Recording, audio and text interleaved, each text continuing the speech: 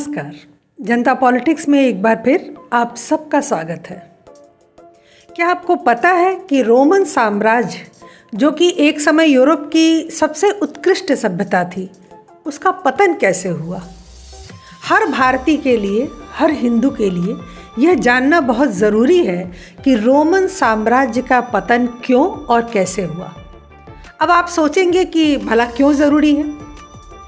तो इसलिए ज़रूरी है क्योंकि आज भारत में वही फार्मूला इस्तेमाल किया जा रहा है जो रोम को समाप्त करने में कारगर हुआ था और 1000 वर्ष की प्राचीन सभ्यता व संस्कृति को गेहूं में लगे घुन की तरह उसने चाट कर ख़त्म कर दिया था।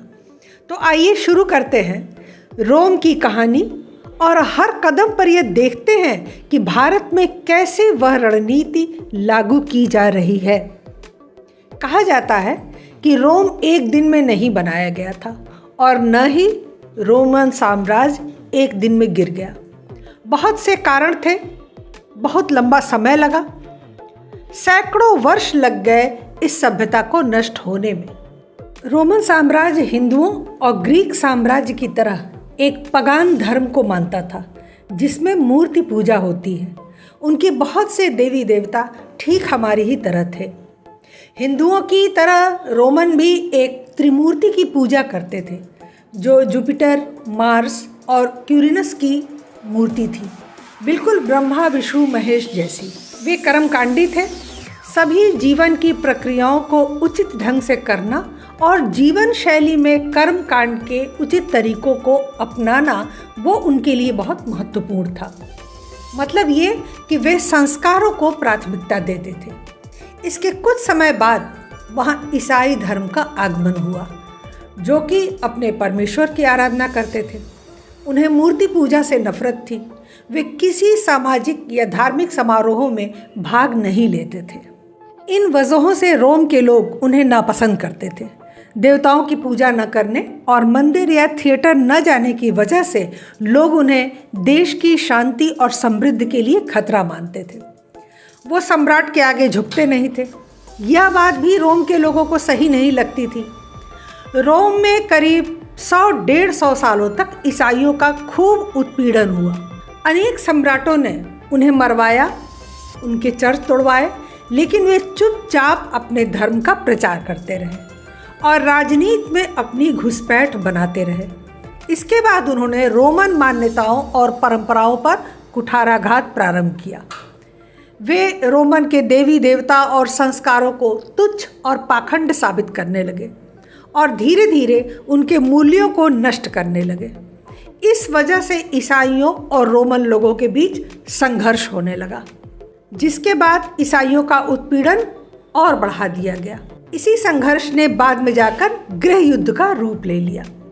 इस बीच राजनीति में भ्रष्टाचार भी बढ़ने लगा, जिससे आर्थिक समस्याएं खड़ी होने लगी। बहुत से रोमन लोग ईसाइयों के साथ हो लिए क्योंकि उनका अपने धर्म से विश्वास उठने लगा था। ईसाई इसका पूरा फायदा उठा रहे थे। वे देश को अंदर से खोखला कर रहे थे और बाहर से जर्मनों, हूणों और अन्य बर्बर जातियों के हमले से लड़ रही रोमन सेना कमज़ोर होती जा रही थी। इस बीच रोमन साम्राज्य के प्राचीन धरोहरों को नष्ट करने, मंदिरों को तोड़ने आदि का कार्य प्रारंभ हो चुका था। इसी समय कुछ सम्राट आए जिन्होंने ईसाइयों के उत्पीड़न पर रोक लगा दिया और उन्हें संरक्षण देने लगे। 313 ईस्वी में रोमन सम्राट कॉन्स्टेंटाइन द ग्रेट जब उनका आगमन हुआ तो उन्होंने ईसाई धर्म के लिए सहनशीलता की घोषणा की और ईसाई धर्म के उत्पीड़न पर पूरी तरह पाबंदी लगा दी। अब ईसाई धर्म अच्छे से फलने फूलने लगा। बाद में उस सम्राट ने खुद ईसाई धर्म स्वीकार कर लिया था और ईसाई धर्म को साम्राज्य का आधिकारिक धर्म बना दिया। नए कानून और नियम बनाकर ईसाई धर्म को देश के हर कोने में फैला दिया गया। इसके साथ ही रोम की अपनी धार्मिक मान्यताएं और परंपराएं समाप्त होने लगी।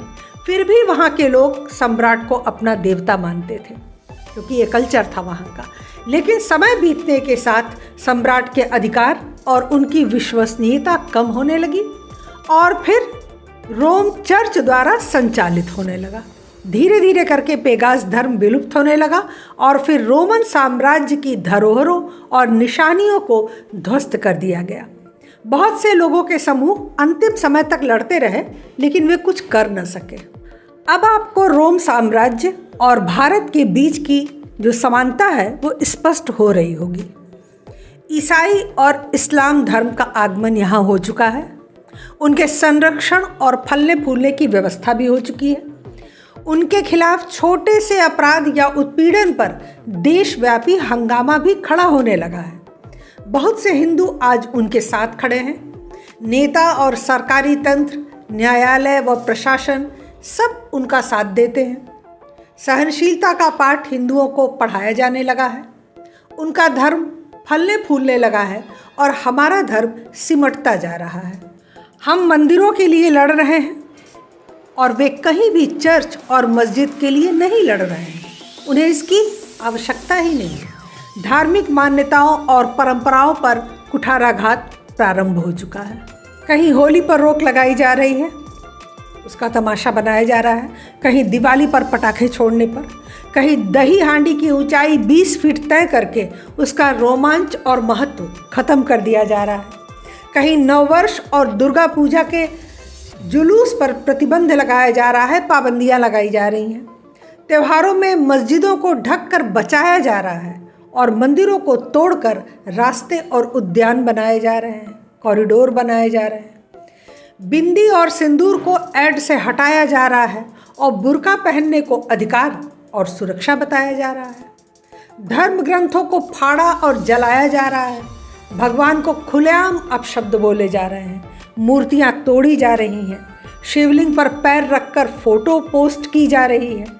ब्राह्मण, ठाकुर, वैश्य, शूद्र को आपस में लड़वाया जा रहा है। कहीं धर्म के नाम पर, कहीं जाति के नाम पर, पैसे की लालच में हर जगह धर्म परिवर्तन कराया जा रहा है। कहाँ तक गिनाऊं? हजारों लाखों उदाहरण हैं।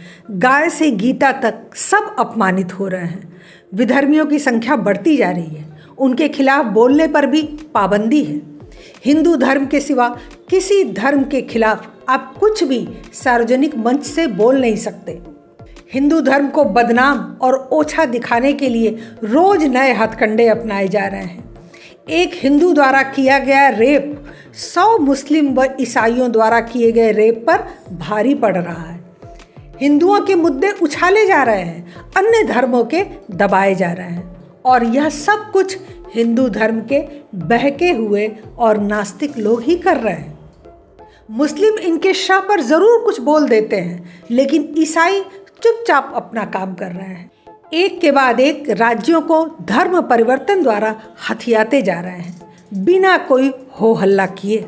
मतलब स्पष्ट है कि हम रोमन सभ्यता के तीसरे स्टेज से गुजर रहे हैं, जहां धर्म को निशाना बनाकर लोगों को धर्म से दूर किया जा रहा है और हमारे संस्कारों व परंपराओं का मखौल उड़ाकर उन्हें समाप्त करने या छोटा दिखाने की कोशिश हो रही है।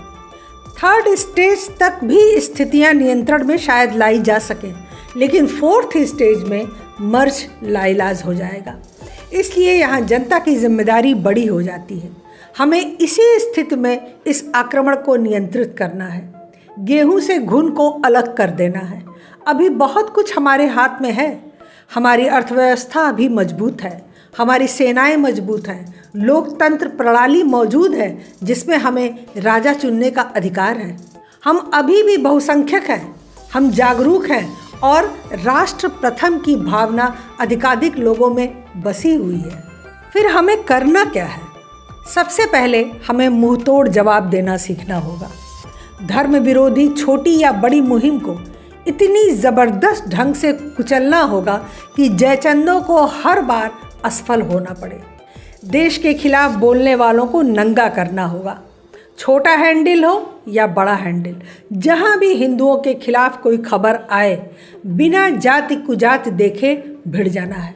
सभी त्योहारों और धार्मिक कर्मकांडों को पूरे जोर शोर से, शोरगुल के साथ मनाना है। संस्कारों का कड़ाई से पालन करना है और दूसरों से भी करवाना है। और इन सब को केवल करना नहीं है, इनका शो ऑफ भी करना है, इनको दिखाना भी है। मंदिरों में, सोशल गैदरिंग में, पूजा पाठ में बड़ी संख्या में हमें एकत्र होना है। न्यायालय हो, प्रशासन हो या सरकार हो, जो भी हिंदू धर्म के खिलाफ कोई निर्णय ले उसका हम सबको खुलकर विरोध करना है। महिलाओं की सहभागिता बढ़ानी है। महिलाएं अधिक निष्क्रिय व गृहस्थी तक सीमित रह जा रही हैं, जिससे हमारी लड़ाई कमज़ोर हो रही है। महिलाओं को देश और धर्म के साथ परिवार की चिंता करनी होगी। धर्म से विमुख भी महिलाएं ही ज़्यादा हो रही हैं, तभी लव जिहाद जैसी घटनाओं की बाढ़ आ गई है देश में। इन सब पर रोक लगाना होगा, सरकार पर दबाव बनाना होगा कड़े कानूनों के लिए। सरकार जिस तरह इन अल्पसंख्यकों के दबाव में आकर तुष्टीकरण कर रही है, उसके लिए आवाज़ उठानी होगी, अन्यथा कल ये सारी सहूलियतें हम पर ही भारी पड़ने वाली हैं। याद रखिए, उत्पीड़न से बहुत फर्क नहीं पड़ने वाला है, ये आपने इतिहास में देखा है, लेकिन कानूनों से बहुत फर्क पड़ सकता है। आज सारे कानून हमारे खिलाफ और उन टुकड़े गैंग के फेवर में हैं, इन्हें बदलवाना होगा। धर्मांतरण और लव जिहाद के खिलाफ जल्द से जल्द कट्टर कानून बना के उसे लागू करवाना होगा। सालों से ये बात कही जा रही है, लेकिन आज तक इस पर कुछ भी नहीं हो सका। उल्टे इस तरह की घटनाओं में और इजाफा हो गया है। अपनी सांस्कृतिक, सामाजिक व धार्मिक धरोहरों की सुरक्षा करनी होगी। ये धर्म युद्ध है। इसमें जो धर्म के साथ है वे अपने हैं, जो धर्म के विरुद्ध है वो पराये हैं, वो दुश्मन है। बस गीता के इस मंत्र को बांध कर रखना होगा। सत्य और न्याय के लिए हमें लड़ना होगा, हमें आवाज़ उठानी होगी। यहाँ बहुत कुछ होगा जो मुझसे छूट गया होगा, बहुत कुछ होगा जो आपके विचारों में होगा, उसे कमेंट बॉक्स में हमें ज़रूर बताएं। सरकारों पर निरंतर दबाव बनाते रहें। आपकी जागरूकता से सत्ता को ज़रूर फर्क पड़ता है, यह हर बार देखा गया है। आज के लिए बस इतना ही। हमारे चैनल को सब्सक्राइब करें, लाइक करें और सभी प्लेटफॉर्म पर शेयर करें। अपने विचार हमें कमेंट बॉक्स में ज़रूर लिखें और वीडियो को ज़्यादा से ज़्यादा शेयर करें, ज़्यादा से ज़्यादा हिंदुओं तक पहुँचाएं। धन्यवाद। नमस्कार।